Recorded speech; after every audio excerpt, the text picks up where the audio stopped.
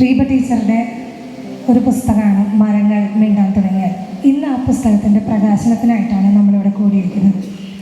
പുസ്തക പ്രകാശനം ചെയ്യാനായിട്ട് ഡോക്ടർ സി രാവുവിനെ അദ്ദേഹത്തെ ഞാൻ ക്ഷണിക്കുന്നു. അതുപോലെ പുസ്തകം ഏറ്റുവാങ്ങുന്നതിനായി ഡോക്ടർ ബിജു ബാലകൃഷ്ണൻ സാറിനെയാണ് ഞാൻ വിളിക്കുന്നത്. അതിനു മുമ്പ് റീബ ടീച്ചറെ കുറിച്ച് 2 വാക്ക്. Reba Paul, a life woven with poetry and performance. She is a daughter of educator couple Jacob Varapalli and renowned poet Selin J. Chirannallur. Following in their footsteps, she has carved her own unique path as a teacher, poet, and a performer. Reba Paul embodies and confronts a creativity in intellectual and vibrant professional and artistic journey.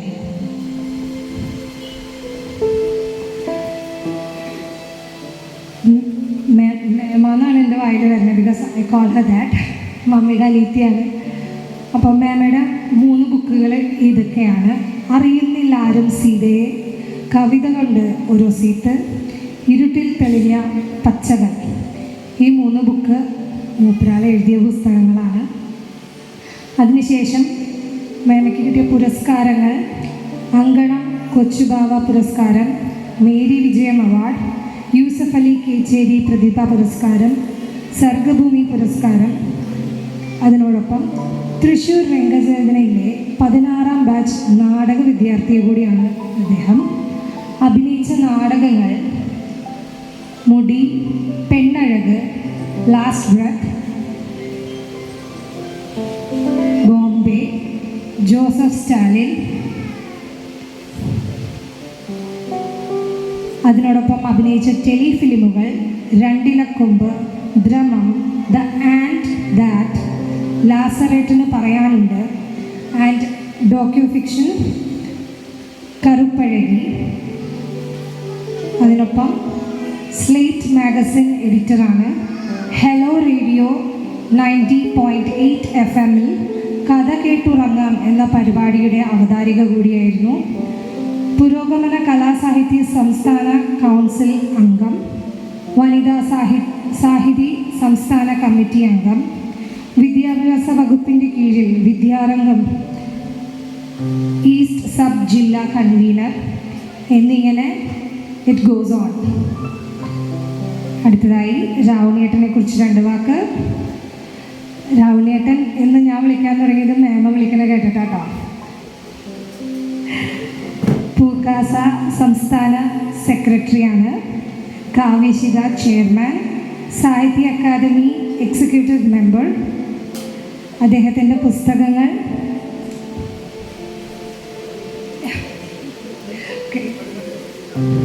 നമുക്ക് ചടങ്ങിലേക്ക് കടക്കാം.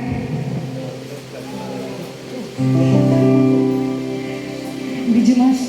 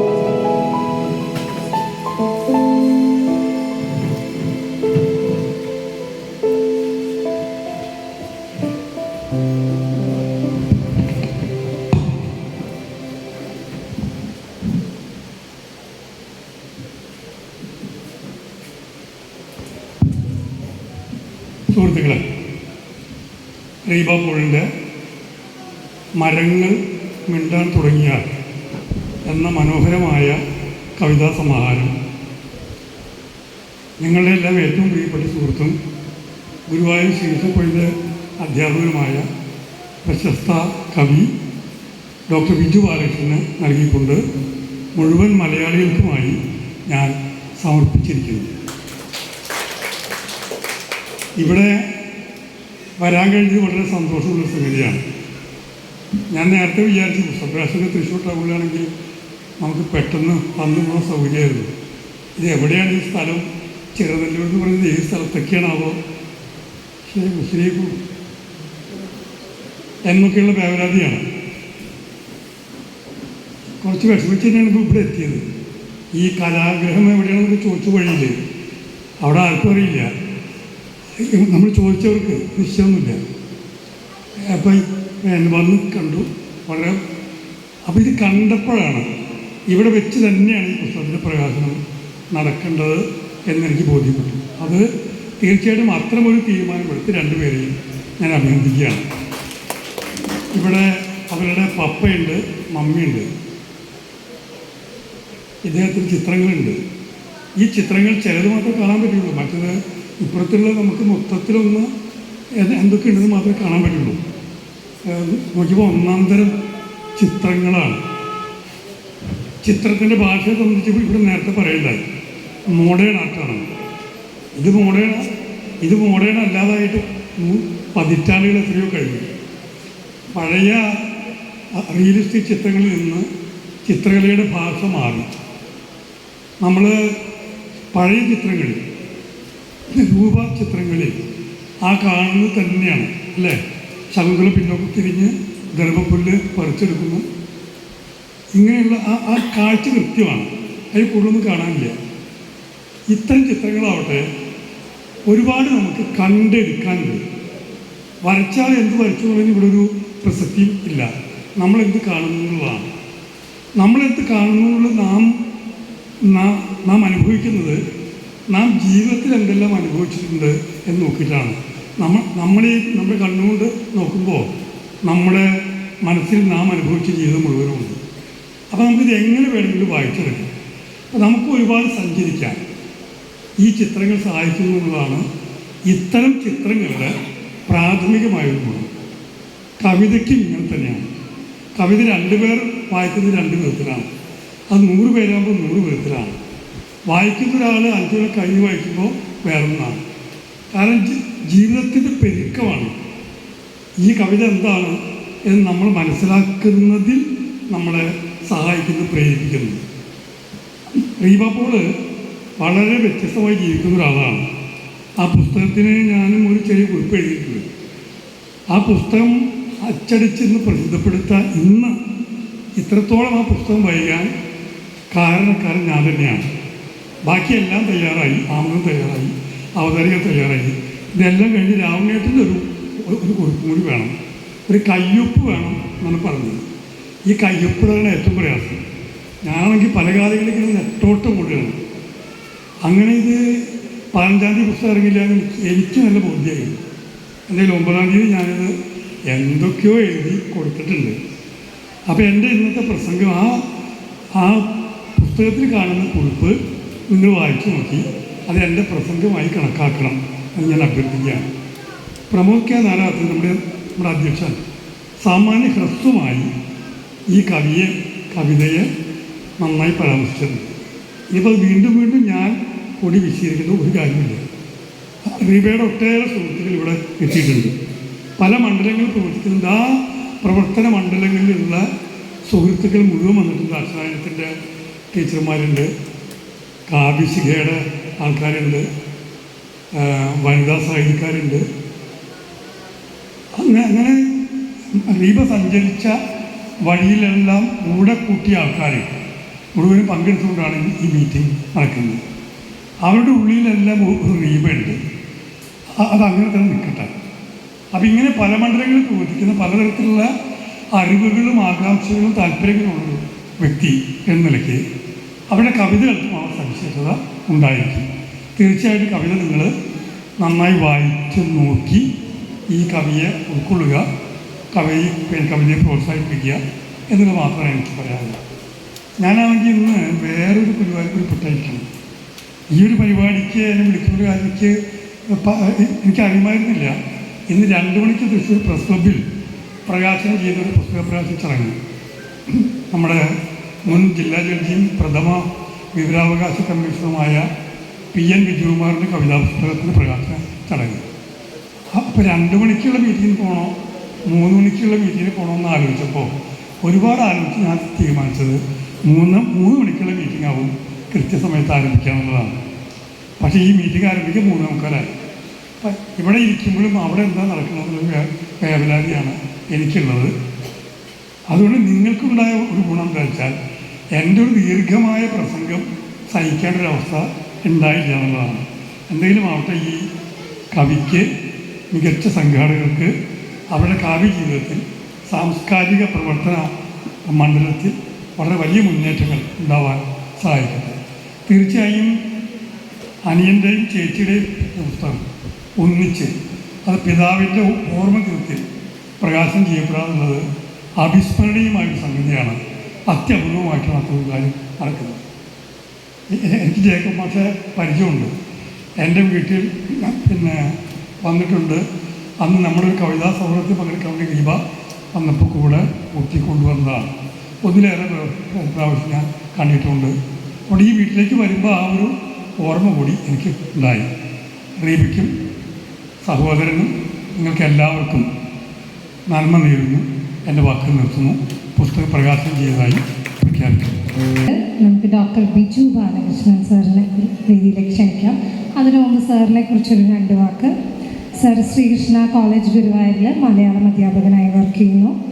കവിയും പ്രഭാഷകനുമാണ്. അദ്ദേഹം പ്രസിദ്ധീകരിച്ച പുസ്തകങ്ങൾ ഗന്ധർവമാനസം, പുരമണിയുടെ രഹസ്യങ്ങൾ, വിഷുസങ്കല്പ മലയാള കവിതകൾ എന്നിങ്ങനെയാണ്. അദ്ദേഹത്തിൻ്റെ awards Ashabhoomi award. Thank U.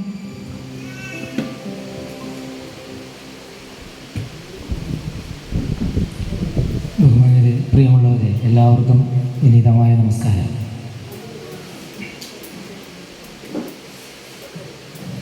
മാതാവിൻ്റെയും പിതാവിൻ്റെയും ജന്മദിനം അത് 15/5 എന്ന് രേഖപ്പെടുത്തിയിരിക്കുന്നത് ശ്രദ്ധിച്ചപ്പോൾ തന്നെ ഈ പുസ്തകം പ്രകാശിപ്പിക്കുന്ന ദിവസത്തിന് പ്രത്യേക ചന്തമുള്ളതായി എനിക്കും തോന്നി.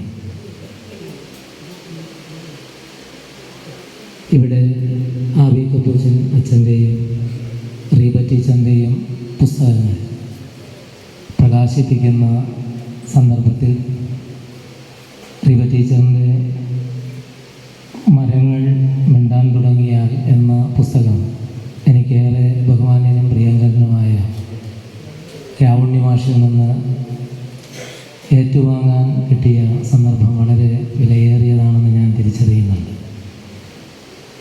ഇവിടെ ഒരു പ്രസംഗത്തിൻ്റെ ആവശ്യമില്ല എന്ന് ഞാനും മനസ്സിലാക്കുന്നു. ഈ പുസ്തകത്തിൽ കെ വി രാമകൃഷ്ണ മാഷിൻ്റെയും രാവുണ്ണി മാഷിൻ്റെയും കുറിപ്പുകളുണ്ട്. അത് വായിച്ചു പോകുമ്പോൾ തന്നെ കവിതയുടെ അകം നമുക്ക് കാണാൻ കഴിയും. ഈ കവിതകളിലൂടെ പോകുമ്പോൾ പുതിയ കാലത്ത് നമുക്ക് അന്വേഷിച്ചു പോകേണ്ടുന്ന ഒത്തിരി ഇടങ്ങൾ ഈ കവിത തുറന്നിടുന്നുണ്ട്. പ്രത്യേകിച്ച് വാക്കു പൊട്ടിച്ചാണ് അപ്പമുണ്ടാക്കിയത്, കണ്ണീരുകൊണ്ട് ഉപ്പും. വാക്ക് പൊട്ടിച്ചാണ് അപ്പം ഉണ്ടാക്കിയത്, കണ്ണീരുകൊണ്ട് ഉപ്പും എന്ന് എഴുതിയിട്ടിരിക്കുന്ന ഈ 2 വരി സർഗാത്മകത, എങ്ങനെയാണൊരു ക്രിയേഷൻ, പ്രത്യേകിച്ച് ഒരു എഴുത്ത് എങ്ങനെ ഉണ്ടാകണം എന്നത് ഈ എഴുത്തുകാരി സൂക്ഷ്മമായി തന്നെ വാക്കിൽ ഒതുക്കിയിട്ടുണ്ട്. അമ്മ പറഞ്ഞു, നീ ആരുടെ മുൻപിലും ചുളിഞ്ഞുകുത്തി നിൽക്കരുതെന്ന്.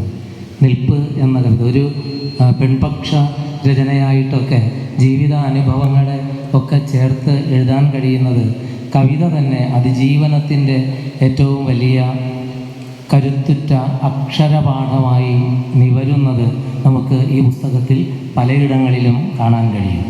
ഞാൻ നമ്മുടെ പ്രമോദ് മാഷ് സൂക്ഷ്മമായി സൂചിപ്പിച്ച് പോയതാണ് ഈ കവിതകളെക്കുറിച്ചൊക്കെ.